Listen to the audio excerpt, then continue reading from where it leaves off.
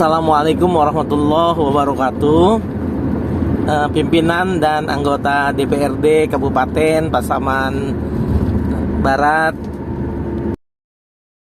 penyusunan anggaran lalu pengawasan. Lalu di ayat berikutnya, ketiga fungsi ini dijalankan dalam kerangka representasi rakyat di kabupaten. Kemudian dalam melaksanakan fungsinya, DPRD Kabupaten menjaring aspirasi masyarakat. Nah, ini standar lah, kita semua sudah paham, apalagi sudah ada senior di sini yang sudah 15 tahun, 30. Kemudian fungsi DPRD yang pertama. Fungsi DPRD yang pertama pembentukan Perda, itu menyusun Propam Perda. Rata-rata Propam Perdanya 16, 17, 18 atau 20. Pak Sekwan tahun ini berapa Propam Perda? Oh, dari daerah 20, inisiatif 5. Inisiatif 5, jadi 25. Ya. Oke, 25 jadi masih kurang imbang lah ya, karena kan fungsi pembentukan Perda harusnya lebih besar di DPRD. Tapi nanti kita lihat cara apa yang harus kita dorong di optimalisasi itu. Tapi sudah cukup kalau 1 tahun kita bisa goal semua, apalagi basisnya komisi. Ada berapa komisi? 4 komisi. Ya, 1 balik masing-masing, yang 4-nya misalnya komisi 1, 2, 3, 4 ya. Misalnya kalau basisnya itu boleh-boleh saja. Kemudian yang kedua, membahas bersama kepala daerah dan menyetujui atau tidak menyetujui Ranperda. Kemudian mengajukan usul Ranperda. Nah, kita skip ini, kita lanjutkan siapa sih yang bisa merancang Perda. Jadi Perda dari DPRD itu dapat diajukan oleh anggota DPRD, nanti tatip mengaturnya itu bagaimana caranya. Lalu kemudian oleh komisi, oleh gabungan komisi atau oleh Bapom Perda. Jadi nanti tinggal yang 5 itu kita bagi saja, apakah gabungan dari anggota-anggota DPRD berdasarkan tatib berapa orang, kita sepakat untuk mengusung Ranperda tentang X gitu ya. Kemudian komisi misalnya boleh juga gabungan komisi untuk yang Z, kemudian Bapom Perda yang sisanya atau bagaimana. Itu tapi tetap dikoordinasikan oleh Bapom Perda. Nah, rancangan yang diajukan oleh anggota DPRD, oleh komisi, gabungan komisi itu disampaikan secara tertulis. Ini saya pikir di skip saja karena Bapak Ibu sudah paham semua ya. Tetapi ada catatan, itu harus disertai dengan penjelasan atau keterangan dan atau naskah akademik. Jadi RA sudah merupakan kewajiban. Lalu ada daftar namanya. Kemudian dikaji dulu, hasil kajian oleh Bapak Perda disampaikan oleh pimpinan DPRD. Kemudian ada penjelasan pengusul. Sebagaimana biasa nih, ada penjelasan pengusul, kemudian ada fraksi-fraksi yang menyampaikan pandangan, kemudian ada jawaban dari pengusul atas pandangan fraksi. Kemudian hasilnya itu boleh persetujuan dengan pengubahan. Artinya persetujuan yang pertama itu mutlak, tidak ada catatan, persetujuan. Kemudian persetujuan dengan pengubahan atau penolakan ya. Nah, ini catatan hitam saya agak penting. Kalau ada yang hitam-hitam itu penting. Pasal 8 di peraturan pemerintah menyebut begini, Ibu Bapak. Bila DPRD dan kepala daerah menyampaikan Ranperda yang sama, jadi ada 2 naskah yang sama, yang dibahas adalah Ranperda yang berasal dari DPRD. Jadi inisiatif Dewan lah yang kemudian dibahas. Sementara Ranperda yang dari eksekutif itu sebagai persandingan. Nah, ini agak repot, ini tugas Risdang nanti agak repot bersama-sama dengan bagian hukum atau apa, sekda dengan sekwan begitu. Itu harus menyusun persandingannya. Karena persandingan itu mudahnya itu dibuatnya pasal 1 ketentuan umum versi dari DPRD, kemudian sandingannya di kolom berikutnya versi eksekutif. Jadi satu-satu tuh disandingkan. Namanya sanding itu seperti orang menikah, harus disandingkan. Jadi itu agak merepotkan. Tapi ada juga pasal sebetulnya salah satunya boleh menarik. Tapi saya sih sarankan yang menarik eksekutif. Karena fungsi pembentukan Perda kan kuatnya di DPRD. Ada lebih 15 pasal di Undang-Undang 23 itu yang saya sering sebutkan di berbagai bintek, bahwa khusus untuk pembentukan peraturan daerah menyebutnya itu DPRD dan kepala daerah, DPRD bersama-sama kepala daerah, DPRD dengan kepala daerah, DPRD, semuanya DPRD dulu. Jadi mindset kita harus dirubah. Makanya jumlah 20 banding 5 atau 19 banding 5 itu mestinya dibalik. Mestinya. Kalau memang anggaran untuk DPRD sudah makin menguat. Oke. Ini pembicaraan tingkat 1, kita skip juga karena sudah biasa. Lalu ini yang saya sampaikan yang tadi itu Pak, Ibu Bapak, Ranperda dapat kembali sebelum dibahas bersama oleh DPRD dan kepala daerah. Jadi penarikan Ranperda dari kepala daerah itu disampaikan dengan surat kepala daerah beserta alasannya. Kalau yang kasus tadi kan mudah alasannya, karena DPRD sudah menyiapkan Ranperda, maka pihak eksekutif menarik usul dari Ranperda yang sejenis. Itu supaya enak. Oke, ini yang sedang dibahas tapi sudah selesai ya. Pasal 11 di PP itu sudah selesai nih. Penetapan Ranperda menjadi perda, khususnya Ranperda tentang rencana pembangunan jangka menengah. Sudah selesai? Udah oke ya? Oke, jadi ini juga di skip, tapi yang boldnya saya baca. Ranperda tentang rencana pembangunan jangka menengah daerah, APBD perubahan, APBD perubahan yang kita diskusikan, termasuk pajak daerah, pajak retribusi daerah dan tata ruang, dapat diundangkan setelah dilakukan evaluasi oleh menteri atau gubernur sebagai wakil pemerintah pusat sesuai dengan kewenangannya. Nah ini yang agak lama. Berapa lama Pak Sekwan evaluasi itu? Enggak terlalu lama juga. Seminggu ya, seminggu. Kita cukup disampaikan ke Biro Hukum saja, ke provinsi saja cukup. Jadi ya seminggu tidak terlalu lama. Tapi rencana pembangunan jangka menengah daerah sudah ketok palu. RPJMD. Iya. Sudah ya, sudah pakai nomor. Sudah. Oke. Jadi itu. Nah kemudian ini nanti juga didiskusikan soal evaluasi dari Ranperdanya. Kemudian juga pemerintah daerah dan DPRD wajib melibatkan perancang peraturan perundang-undangan dalam pembentukan perda. Nah ini ahli perancang peraturan perundang-undangan sekarang wajib nih di pasal 14. Jadi di pasal 14 peraturan pemerintah yang saya yakin sudah ada di tatip bahwa Pemda dan DPRD wajib melibatkan perancang peraturan perundang-undangan dalam pembentukan perda. Oke, itu soal pembentukan perda. Sekarang yang kedua fungsi anggaran. Fungsi anggaran 3 hari ini akan dibahas. Jadi ini penting dipahami, tetapi saya pikir karena nanti akan dibahas satu-satu, saya hanya bagian-bagian pentingnya saja, karena nanti akan dibahas oleh pembicara yang kedua dan ketiga. Kemudian fungsi pengawasan. Fungsi pengawasan ini di pasal 21 itu sebetulnya sama dengan apa yang sudah diatur di pasal 152, 53 Undang-Undang 23. Jadi dalam bentuk pengawasan itu bentuknya pertama terhadap pelaksanaan perda dan peraturan kepala daerah. Bapak Ibu yang sudah senior dan juga yang sudah 2 tahunan ini ya menjadi anggota DPRD, saya melihat begini, ada fungsi kita yaitu fungsi pengawasan terhadap pelaksanaan perda dan peraturan kepala daerah yang tidak atau belum dibakukan bentuknya. Bagaimana kemudian pengawasan terhadap pelaksanaan perda itu dilakukan?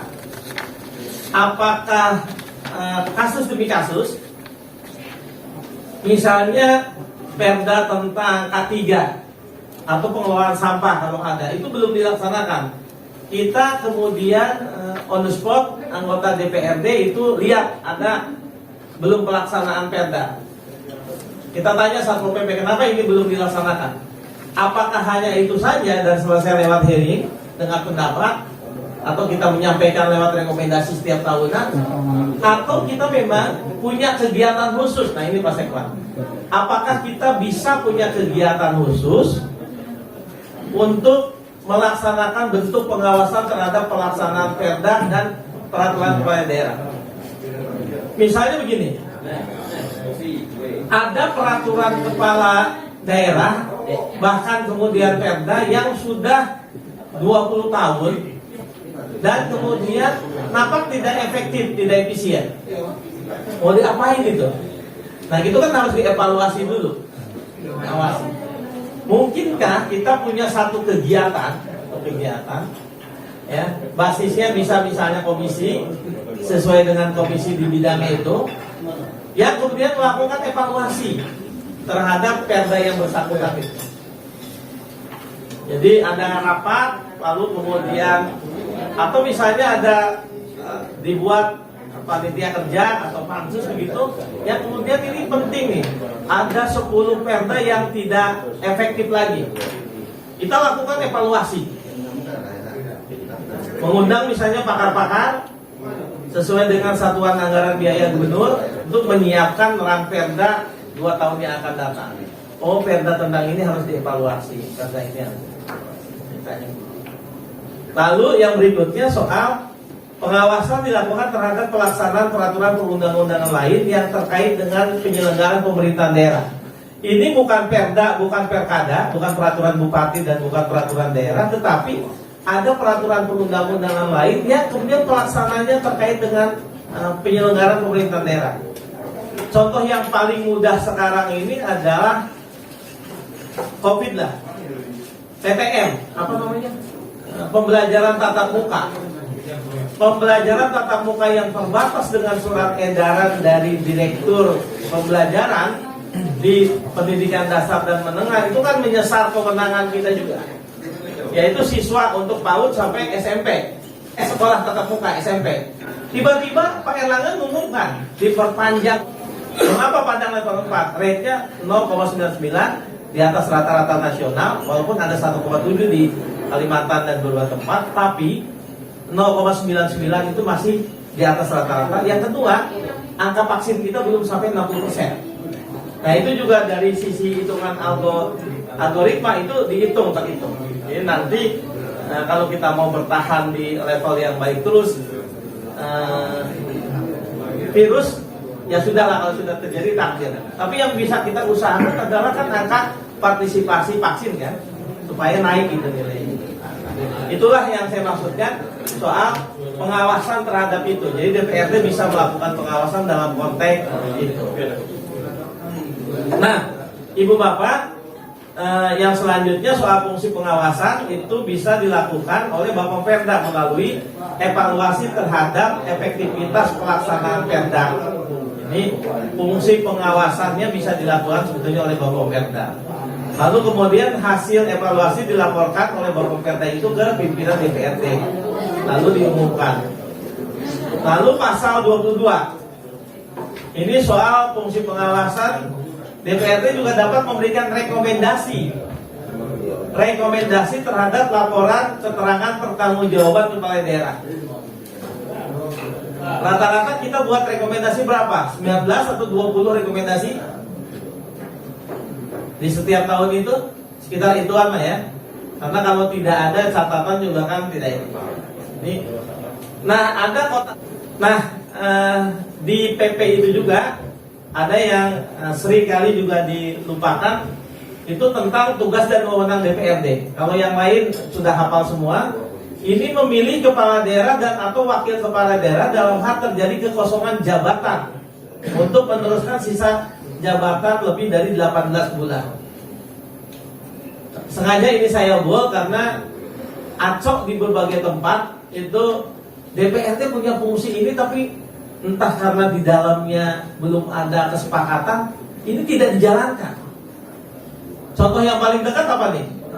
Oh, Tapadang. Contoh yang paling menasional, Anies tanpa kawan. Soal yang gol yang kedua, penajaman yang kedua, DPRD juga mempunyai tugas wewenang mengusulkan pengangkatan dan pemberhentian bupati wakil bupati kepada Mendagri untuk mendapatkan pengesahan pengangkatan. Jadi tugasnya senapas, memilih kepala daerah dan wakil kepala daerah di pasal 24-25, lalu juga mengusulkan pengangkatan pemberhentian. Jadi menurut saya ini yang seringkali kemudian lupa, padahal ada di dalam tatib kita. Nah ini kalau alat kelengkapan kita bisa sudah bisa skip, kelengkapan sudah biasa. Coba ada kata-kata yang merah dalam menjalankan tugasnya, alat kelengkapan DPRD dibantu oleh sekretariat dan dapat dibantu oleh kelompok pakar atau tim ahli. Kata-kata dapat tidak wajib, tergantung dari anggaran. Tapi rata-rata punya. Nah, tim ahli itu apakah bisa tetap? Ya harusnya tetap per tahunan, diperpanjang lagi per tahun. Tapi bisa juga menurut saya on call. On call itu pimpinan lewat Bamus sepakati saja. Dari UNAN, dari UNES, dari Bung Hatta misalnya 3 jam saja untuk ngomong on call. Kalau ada kasus tertentu kita panggil itu boleh. Nah ini juga apakah sudah ada dan nanti tanggal 30 September masa akhirnya. Apakah sudah disiapkan juga? Di bab 5 pasal 67 di PP 12 itu tentang pedoman tatib, rencana kerja DPRD disusun berdasarkan usulan rencana kerja dari alat kelengkapan. Jadi AKD menyusun rencana usulan rencana kerja, kemudian bentuknya program dan daftar kegiatan. Ya. Jadi setiap AKD berarti ya harus punya program dan daftar kegiatan. Pimpinan DPRD menyampaikan rencana kerja DPRD kepada Sekretaris DPRD untuk melakukan penyelarasan. Hasil penyelarasan rencana kerja DPRD disampaikan kepada pimpinan untuk dibahas dan ditetapkan dalam rapat paripurna. Rencana kerja DPRD yang telah ditetapkan dalam rapat paripurna menjadi pedoman bagi Sekwan, bagi sekretariat ya, bukan Pak Seswan, tapi sekretariat DPRD dalam menyusun dokumen rencana dan anggaran sekretariat Dewan untuk tahun berikutnya.